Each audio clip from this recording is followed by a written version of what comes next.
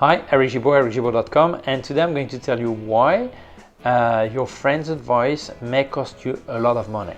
Let's start.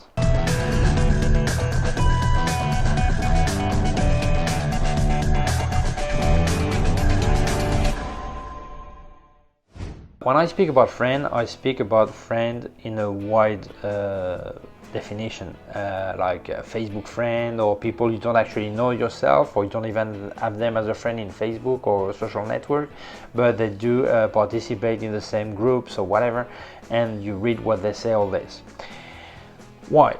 I'm going to speak about photo or video gear, but it could apply to any kind of gear on any kind of activity, really, and also some legal side or situation. Very often I read in groups, Facebook groups, is things like, I want to start in photography, what camera do you recommend? Or I've got a doubt between the Nikon 5600 and the Canon 800D, or I've got doubt on this and that. And I see that most people, when they answer, they don't actually answer according to your needs. They actually answer according to their dream or what they would like to have. And they don't take into account that your needs are different from theirs. So maybe you do a kind of picture I don't do. If I recommend the camera I dream of, it's maybe not the one you actually need. And actually, when you look at the answers, most of the time they recommend the latest camera and the most expensive one. Because many people think that if it's more expensive, it's better. Maybe it's better in some situation, but it's not the best in other situation. So it's important that someone who answers that, you should invalidate the answer. You should validate people who ask, yes, what do you want to do with this camera? What is your idea? How much budget do you have? What kind of pictures you want to make? What situation? All this.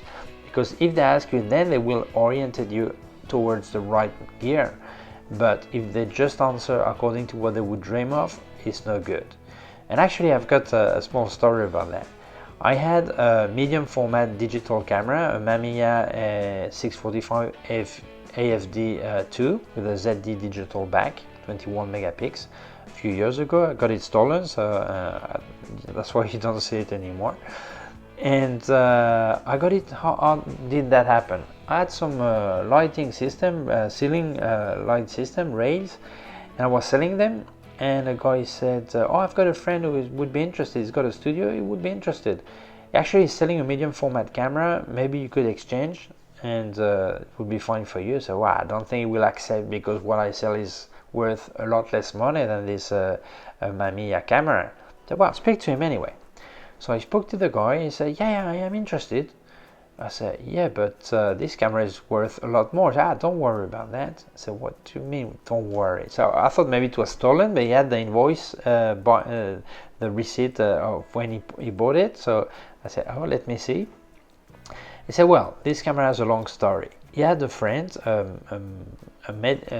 doctor, and one day this doctor said, well, what is the best camera right now?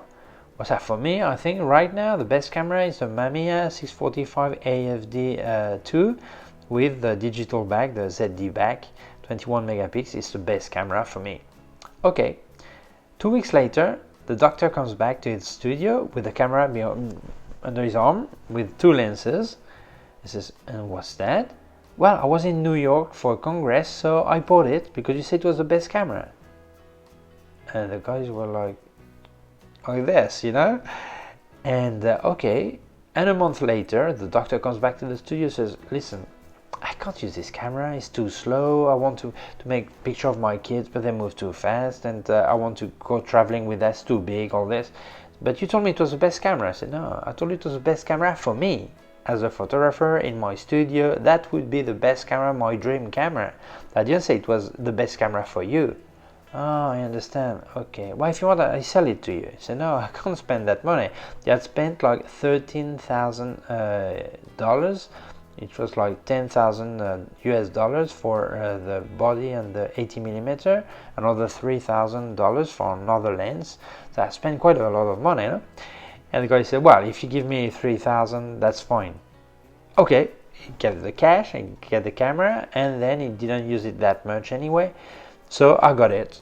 It was stolen to me later, but I got it as an exchange for a lighting system. So here you have the typical case of the guy who says, I would dream of that one. If you listen to his dream, this is not your need, this is his dream. In this case, of course, this is a bit extreme, and he never told this guy he should buy that camera. He said this is what he would buy.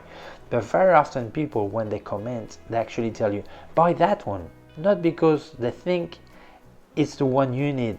This is the camera they dream of, and that's not the same thing. Really be careful with that kind of answers. And then there are many of these Facebook and social network friends like Flickr or whatever. They recommend gear they've never tried themselves. They've just heard about it. Oh, I heard it was good, I read about this or this, but they don't tell they've heard. They speak as if they have used it. So you must be really careful. You should ask, but do you have it? Do you use it? No, but I've heard that. And this is not a valid advice. I mean, or at least tell you who said it, and you can go and search and listen yourself. But you cannot really trust that kind of answer, because it's based on rumors. So if someone says this is good and everyone starts to repeat this is good, and no one checks if it's really good because no one is trying, that's a big problem. You should speak to really the person who has used it and give you a valid opinion, a real personal opinion. Otherwise, this is no good. You're probably getting something that is maybe useless, and everything is great. So many people, they recommend gear they have not used. And then there are many people that actually recommend brands. They don't recommend specific gear, they recommend brands. And this is some kind of fanatism, and this is really a big mistake. It's like, I was thinking of buying this Nikon D5600. Go for it. Everything in Nikon is good. What do you have? Oh, I've got the 3500, or I've got the D5, or whatever. But yeah, but every brand has some good and some bad models. It's not because you're happy with your Nikon, Canon, Fuji, whatever camera that the rest of the model this brand is selling are also that good. And that's a big problem. So when someone answers something like this, you should take care and ask, what other brand have you tried? What other camera in that same brand have you tried or used or had? And then if they say, no, I just had this one, then this answer is not valid. This is not valid. He may be really happy and this camera maybe is great, but what he's saying is not a valid answer because he's got nowhere to compare. So he's happy about his gear, so he tells you about it, but really it doesn't mean the rest of the brand is all good, and this person is giving you a not a valid answer.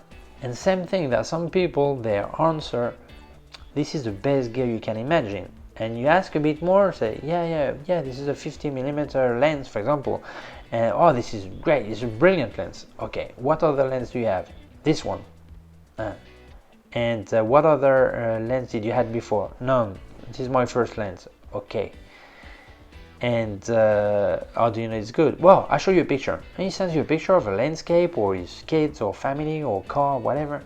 And he says, yeah, look at the picture, it's great. Yeah, but every lens takes good pictures in some situation, because I show you a picture, you do it yourself, not the lens.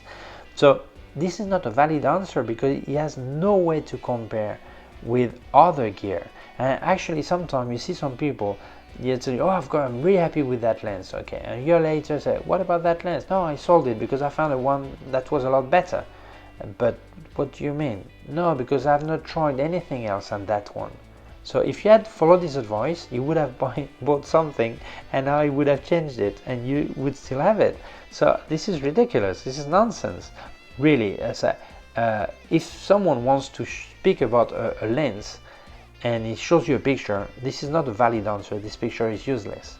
So if he wants to help you, please get a newspaper, open it completely, stick it against the wall, put your camera on a tripod, and make a picture at each aperture, full aperture, 2.8, f4, 5.6, f8, all this. And if there is a zoom, do several focal lengths, like, I don't know, 35, 50, 85, 100, whatever, and then make a picture of each. then send me the raw files, and then I will look at it and see if they are sharp, if there is some vignetting, whatever, what aperture is good, what aperture is not good, what focal length is good, all this. Then you can get your own opinion, because that kind of picture they send you is useless, because maybe you don't see the corner are blurred simply because in that situation the corners are out of focus because of the way the composition is made. But the day you want to do something that needs everything in focus, then you will notice that the corners are not good. So they do need to make serious analysis of the gear if they want to recommend it.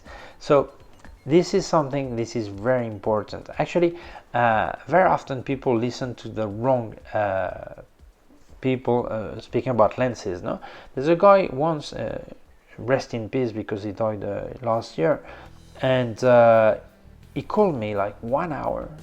What do you think about the Canon 24 105mm f4? And I said, no, I don't like it. I don't like it because it's not sharp until f8. After guarantee, many have broken. There's a small cable, whatever, that get loose in there, and it's costly to fix it. This is a lens I really do not recommend. It seems like the Mark II they fixed all that, but the Mark I didn't like it at all. And he still asked me more information, more opinion, more this, 1 hour. Following week, he calls me and says, Eric, I bought the 24 105mm f4. I said, what? Why did you ask me then my opinion? Yeah, but I spoke to many friends and they said it was good, but these friends, did they have the lens? Well, some did. So some people advise without having tried, trying it. And the most incredible thing is that among the people who advise him, I knew one of them who had that lens, and like 6 months later he sold it because he realized it was not as sharp as he expected. So he had advised that guy to buy it, and then 6 months later he sold it himself. So you think that first, I don't take calls anymore. I mean, you send me a written message, or if you call me, I will tell you, please send me a written message. I'll answer when I can, because I'm not prepared to spend 1 hour. So it doesn't make me money, but I'm willing to help. Not spend 1 hour, then after you don't even take into account my advice. And I don't say you have to take my advice, but then I understand that if you contact me, it's because you've already asked all your friends. So, and that's it, don't call me then, it's useless, no? So I think that if you actually want to buy some gear, speak to people who've tried it. Beware of some YouTubers and influencers that actually paid by brands. I'll leave you a video I made about that, but really try to speak to people who've tried the gear, and not just that gear, but they can compare to other things. Because 90% of the answers I read on Facebook, they are not valid because they are nonsense. People answer they have not tried anything else. I'm happy they're happy with their gear. I know most of these answers are given with good intention. They don't try to fool you or to make you spend more money. Well, actually, the other day I saw a guy who said, I'm in doubt if buying the Alpha 7 III or go for the Alpha 7R Mark IV. And the guy says, go for the Mark IV. What is your answer based on to answer that? And he said, well, if you can pay that, you can spend his money. So obviously this is not a nice answer, just he wants you to spend money and that's it, so obviously that was stupid. But most people do it with a good intention. But beware that not everyone, most answers in Facebook and Flickr and social network are not valid answers, because people answer they have not tried the gear actually. And then there are also some legal side. In French is a sentence that says advisors are not payers. The typical situation, first, it can happen with your gear. If you're not happy with the gear, if these people advise you will buy it back from you, obviously they won't. But also the typical situation, like you say, I'm going to make some pictures in such street, in such city. I've heard that you need an authorization. And they tell you, no, why? Yes, it's true, but it doesn't matter. If the policeman comes, you say it's your cousin you're making a picture of, and that's it. And then the police comes, and they're not stupid, and they fine you. And then when you say, wow, I was fined because it was not allowed, as I said. Oh yeah, you had bad luck. Yeah, but you pay the fine, and this guy advised you to go anyway. He's not going to pay for you. So really take care with the advice people are giving. Most of their advice are not serious or not contrasted or not reliable. So be aware of that. Thank you for watching this video. If you think it may help any other people, please share it on social networks. If you have not done yet, please subscribe to my YouTube channel. There's a small button down here and also a small bell. If you click on it, you'll get notified when I upload a new video. My website, ericgimbal.com. If you have any question, you can leave a comment below, send me an email to info@ericgimbal.com. Below, I also put some links of my gear on Amazon and also links to other parts of my YouTube channel. Thank you very much. Bye.